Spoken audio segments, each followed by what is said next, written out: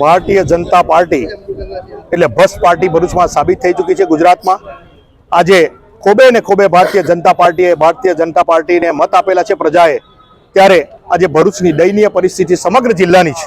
તમે ચારો તરફ રસ્તા જુઓ, ખેડૂતોની હાલત જુઓ, સામાન્ય માણસ જુઓ, જનજીવન જે રિક્ષા ચલાવીને 200 રૂપિયા સાંજે કમાઈ શકે, લારી પર ફ્રૂટ વેચી શકે એવા માણસોની હાલત જુઓ। આજે મોંઘવારીથી લઈ, ખેડૂતોથી લઈ અને આજે ખાડા અને બધું ખલાસ થઈ ગયું છે। ભારતીય જનતા પાર્ટી આજે જિલ્લા પંચાયતથી લઈ, નગરપાલિકાથી લઈ, તમામ MLA થી લઈ, MP થી લઈ તમામ ભારતીય જનતા પાર્ટી પાસે છે। ત્યારે ભરૂચને નગરનો જોડતો રસ્તો શરમ આવે કે અમારું ભરૂચ છે એવું કહેતા એવી હાલત કરી મૂકી છે।